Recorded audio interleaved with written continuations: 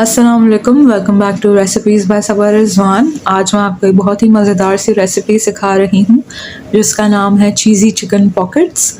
बहुत आसान रेसिपी है लेकिन इतनी मज़ेदार बनेगी कि आप ये जिसके लिए भी बनाएंगे और अपने लिए भी बनाएंगे तो आपको ये बहुत पसंद आएंगे और आप इनको बार बार बनाएंगे, क्योंकि ये रेसिपी ही इतने मज़ेदार किस्म की है और इसमें इंग्रेडिएंट्स ही इतने टेस्टी हैं और बहुत से ऐसे यमी इंग्रेडिएंट्स हैं इसमें जो कि ना सिर्फ बच्चों के बल्कि बड़ों के भी काफ़ी फेवरेट हैं। तो रेसिपी को मैं शुरू करती हूँ। आप अपने स्क्रीन्स पे देख रहे होंगे कि कितनी मज़ेदार और बहुत ही ये चीज़ी और क्रीमी एक रेसिपी है जो कि आपको डेफिनेटली ट्राई करनी चाहिए। मेरे पास यहाँ पे बॉयल्ड चिकन है। ब्रेस्ट पीस लेके उसको बॉयल कर लें, आधा चाय का चम्मच नमक डाल के और श्रेड कर लें। इसके अलावा इसमें शिमला मिर्च जाएगी 2 खाने के चम्मच भर के, हरी प्याज जाएगी 2 से 3 खाने के चम्मच। इसके अलावा इसमें मेयोनेज़ है 3 खाने के चम्मच और क्रीम है 3 खाने के चम्मच। हाफ़ टी स्पून इसमें जाएगा garlic powder, half tea spoon कुटी हुई लाल मिर्चें, हाफ़ टी स्पून ही इसमें काली मिर्च भी ऐड होगी और मिर्चा आप अपने हिसाब से रख सकते हैं जितनी आपको चाहिए हो। मैंने हाफ़ टी स्पून डाली है। नमक इसलिए ऐड नहीं कर रही क्योंकि वो मैंने चिकन को उबालते हुए डाल दिया था। आप चाहें तो आप मज़ीद डाल सकते हैं लेकिन वो आपके ऊपर है। कहीं ज़्यादा ना हो जाए तो उस बात का ख्याल रखिएगा। तो जो भी इंग्रेडिएंट्स अभी मैंने आपको बताए हैं सबको चिकन में शामिल करके अच्छे तरीके से मिक्स कर लें और ये मज़ेदार सा एक मिक्सचर तैयार हो जाएगा जो कि आप फिलिंग करेंगे। और अभी बस मैं चीज़ें मिक्स कर रही हूँ और फिर मैं नेक्स्ट स्टेप की तरफ चलूँगी।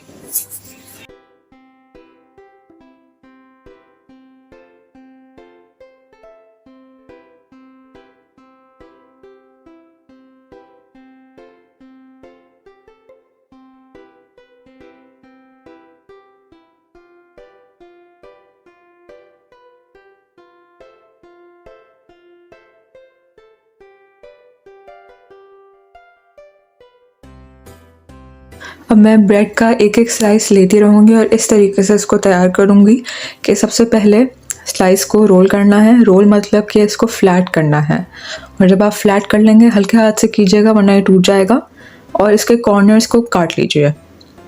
कॉर्नर्स जब अलग हो जाएंगे तो फिर मैं किनारों पे पानी लगाऊंगी हल्का हल्का, ताकि जब आप इसको फोल्ड करेंगे तो ये आसानी से बाइंड हो जाए। और बहुत ज़्यादा पानी नहीं लगाना, बस हल्का हल्का सा साइड्स पे लगा दीजिए। और अब क्योंकि इसको मुझे ट्रायंगल शेप देना है तो मैं इसको ट्रायंगल तरीके से रख के इसके बीच में फिलिंग करूँगी। कॉर्नर्स को मैंने छोड़ दिया है, बीच बीच में फिलिंग कर लें और फिर इसको बहुत आराम से फोल्ड कर सकते हैं। इसके ऊपर मैं अब चीज़ का एक स्लाइस रखूँगी और चीज़ के स्लाइस को मैं आधा काटूँगी इस तरीके से कि इसका भी ट्रायंगल कट हो जाए। तो इस तरीके से इसको हाफ कर लें और ऐसे रख दें। जैसा डबल रोटी का शेप है वैसा ही आपको चीज़ का स्लाइस रखना है और फिर एक कॉर्नर उठाएं और उसको दूसरे पे ओवरलैप कर लें और फिर साइड्स को प्रेस करके इस तरीके से बंद कर लें।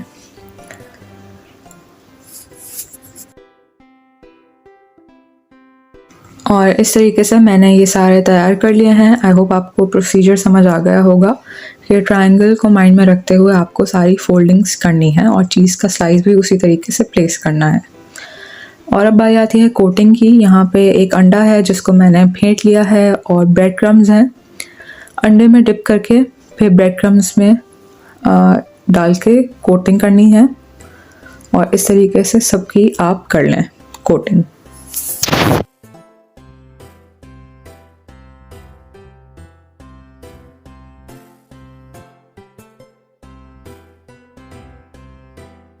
अब मैं इन पॉकेट्स को फ्राई करूँगी और तेज़ आंच पे बहुत ज़्यादा फ्राई नहीं करना, बस गोल्डन होने तक इनको फ्राई कर लें क्योंकि इसमें ऐसा कोई इंग्रेडिएंट नहीं है जिसको पकने के लिए टाइम चाहिए हो। ये गोल्डन हो जाएं तो आप इनको निकाल लें।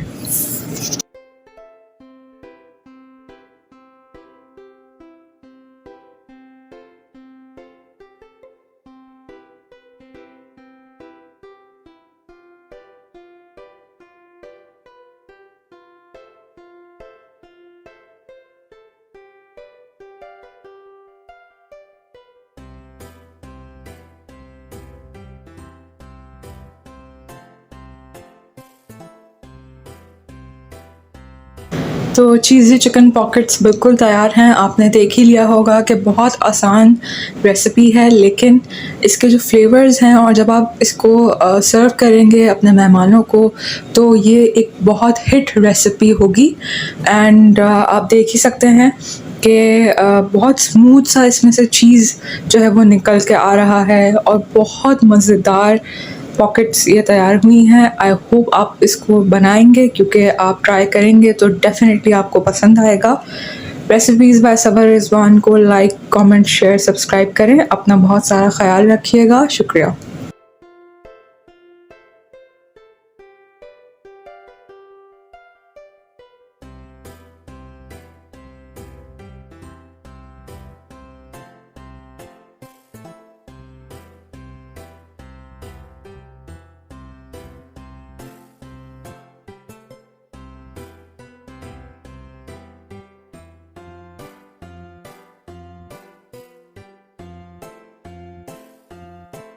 अस्सलाम वालेकुम, welcome back to recipes by Sabar Rizwan. आज मैं आपको रमज़ान स्पेशल आलू के समोसे बनाना सिखा रही हूँ।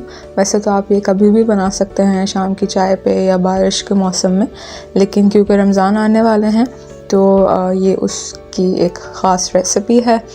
शुरू करते हैं रेसिपी को। आई होप आपको मेरा तरीका अच्छा लगे और आप इसको फॉलो करते हुए आलू के समोसे बनाइए और फिर मुझे ज़रूर बताइएगा कि आपको ये रेसिपी कैसी लगी।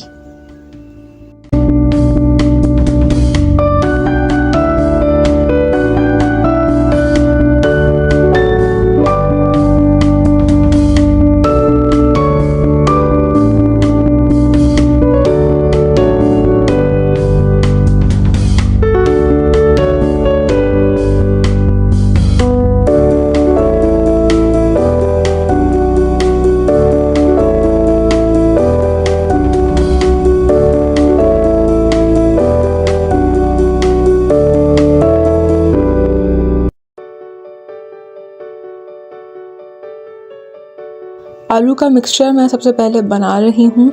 1 चाय का चम्मच कुटी हुई लाल मिर्चें, 1 चाय का चम्मच भुना हुआ कुटा हुआ ज़ीरा, आधा चाय का चम्मच हल्दी, 1 खाने का चम्मच साबुत धनिया, ये मेरे घर का है फ्रेश, आपने वीडियो भी देखी होगी, 1 चाय का चम्मच नमक और आधा चाय का चम्मच पिसी हुई लाल मिर्च। इसके अलावा इसमें जाएगा 3 खाने के चम्मच हरा धनिया कटा हुआ और 2 खाने के चम्मच पुदीना कटा हुआ। आप चाहें तो आप ये दोनों चीज़ें जो है वो अपने हिसाब से ले सकते हैं। इसके अलावा मेरे पास आधा किलो आलू हैं जिनको मैंने बॉईल कर लिया है। तो ये आधा किलो उबले हुए आलूओं को सबसे पहले तो मैं हाथ की मदद से इस तरीके से मैश कर रही हूँ। बिल्कुल मैश नहीं करना, पूरे तरीके से बस हल्का हल्का करना है। और वैसे तो जब आप चीज़ें डालते रहेंगे, मिक्स करते रहेंगे तो ये ख़ुद ब खुद मैश होता रहेगा।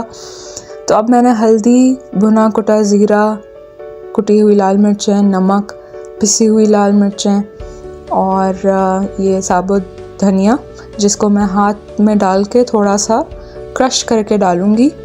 और ये चीज़ें डालने के बाद अब मैं इसको हरा धनिया पुदीना डाल रही हूँ और अब मैं अच्छे तरीके से इसको मिक्स कर लूँगी ताकि आलू का भुर्ता जो है वो तैयार हो जाए। आलू की फिलिंग तैयार है। अब बारी आती है आटा गूंदने की, ताकि बाकी जो प्रोसीजर है वो मैं आपको समझा सकूं। तो इसके लिए मेरे पास है 2 कप मैदा और इसमें मैं डालने जा रही हूँ आधा चाय का चम्मच ज़ीरा जिसको मैंने हल्का सा क्रश कर लिया है, कूट लिया है। ये भुना हुआ नहीं है, ये कच्चा ज़ीरा है। और आधा चाय का चम्मच नमक है। ये दोनों चीज़ें मैदे में डाल के मैं इसको मिक्स कर रही हूँ। और इसके बाद मैं इसमें घी डालूँगी। घी आपको लेना है 4 खाने के चम्मच। तो ये 4 टेबल स्पून्स घी जो है वो मेल्टेड नहीं है, इसको बग़ैर मेल्ट किए लेना है। और ये मैंने सारा इसमें डाल दिया है। अब मैं हाथ की मदद से इसको मिक्स करूँगी और मैं आपको दिखाऊंगी कि किस तरीके से आपको इसको चेक करना है कि ये तैयार है या नहीं। तो जब आप घी को इसमें मिक्स कर लेंगे तो आप हाथ को इस तरीके से दबा के देखेंगे, और जब आप मुट्ठी बनाएंगे हाथ से तो इस तरीके से जो मैदा है वो जुड़ जाना चाहिए। तो जब ये हो जाए तो इसका मतलब घी की क्वांटिटी भी सही है और प्रोसीजर भी आप सही कर रहे हैं।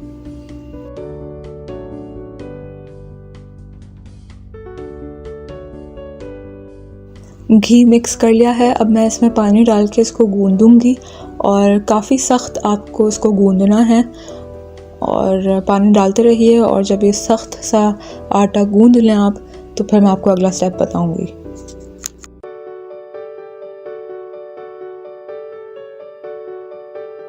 गूंदने के बाद का स्टेप कुछ ऐसा है कि आपको इसको इस तरीके से नहीं करना, आपको इसको तोड़ तोड़ के गूंदना है। तो जब आप जो है वो अच्छे तरीके से आटे को सख्त गूंद लेंगे तो अगला स्टेप यह है कि आपको इसको तोड़ तोड़ के इस तरीके से थोड़ी देर के लिए करना है, और ये इसका एक इम्पॉर्टेंट स्टेप है। तो इसको तोड़ तोड़ के ये मूवमेंट आपको करनी है और इस तरीके से ये स्टेप फॉलो करना है।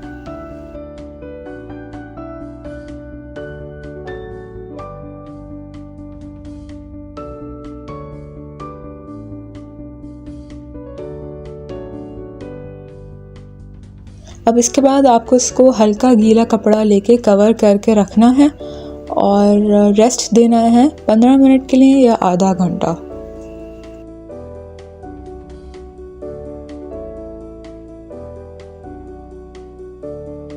आधा घंटा हो चुका है। अब मैं इसको शेप दूंगी, इसको लंबाई में आपको शेप देना है, और फिर किस तरीके से मैं इसकी कटिंग करती हूँ ये आप देखिए।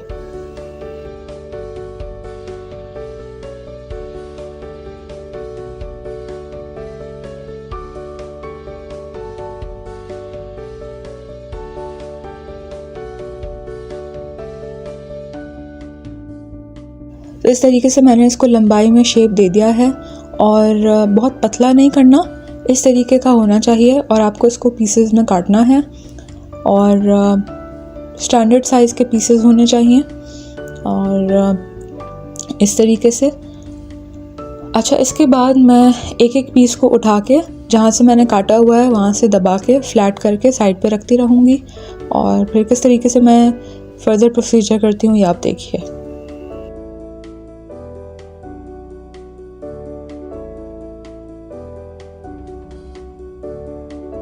तो इसमें से एक मैंने ले लिया है और इसको मैं बेल रही हूँ, और इसको आपको ओवल शेप में बेलना है, और जब आप ओवल बेल लेंगे तो इसको आधा काटना है, तो ये डी शेप का बनना चाहिए काटने के बाद।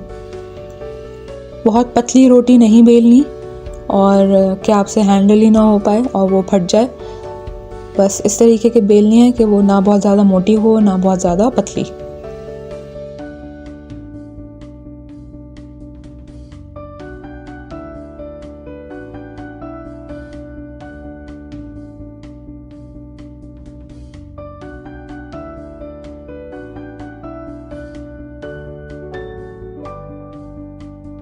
तो ये मैंने बेल लिया है, अब मैं आधा इसको काट रही हूँ। जैसे कि मैंने आपको बताया है कि एक पीस आप रोल आउट करेंगे तो उसमें से 2 समोसे के लिए आपको मिल जाएंगी रोटियाँ। तो ये डी शेप का एक लेके पहले इसके कॉर्नर्स पे पानी लगा लीजिए हल्का हल्का। पानी लगाने के बाद जो कॉर्नर्स हैं दोनों, उनको इस तरीके से फोल्ड कीजिए, और अब मैं इसको पकड़ के इसमें फिलिंग डालूँगी। ओवर फिलिंग नहीं करनी, बस इतनी करनी है कि ये बंद हो सके।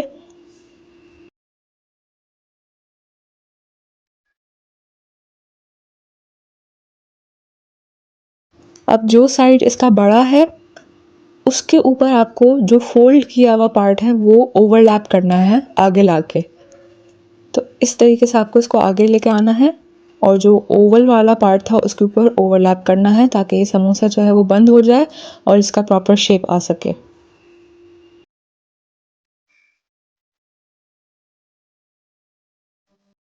इसी तरीके से सारे समोसे बना लीजिए। और अब जो आटा रह गया है जो कि समोसों में यूज़ नहीं हो सका, वो मैं नमक पारे बनाऊंगी उसको यूज़ करते हुए। तो आपको वही सेम चीज़ आटे की लेनी है और उसको फ्लैट करना है, बेलना है और इस तरीके से कट्स लगाने हैं और जो डायमंड शेप होता है नमक पारों का वो आपको देना है और फिर आप इनको फ्राई कर लीजिए। तो ये बिल्कुल एग्जैक्ट नमक पारे ही बन जाएंगे। ये भी मैं फ्राई करके आपको दिखाऊंगी।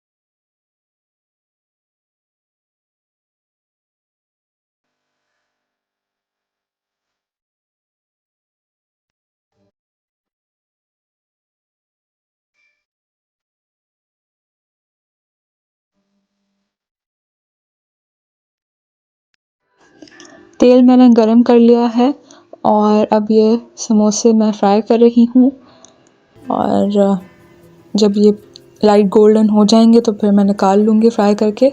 डालते ही चमचा नहीं चलाना और बहुत तेज़ आंच में नहीं फ्राई करना क्योंकि फिर कच्चे रह जाएंगे। तो इसको टाइम देना है कि ये पूरे तरीके से पक सके और फिर मैं आपको फाइनल प्रेजेंटेशन करके दिखाऊंगी और निकाल के भी दिखाऊंगी कि फ्राई होने के बाद ये कैसे लग रहे हैं।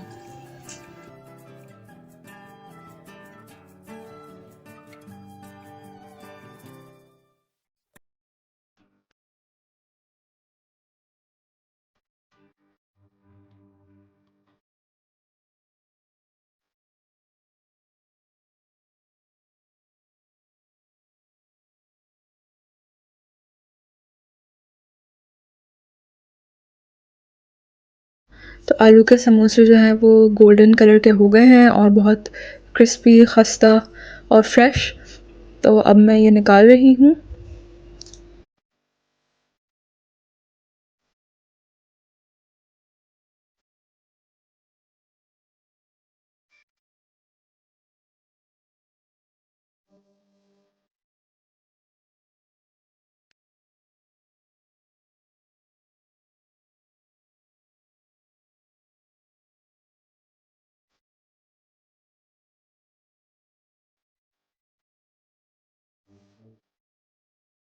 तो ये गर्मा गर्म क्रिस्पी आलू के समोसे तैयार हो गए हैं। आई होप आपको ये रेसिपी जो है वो पसंद आएगी और आप इसको ज़रूर बनाएंगे।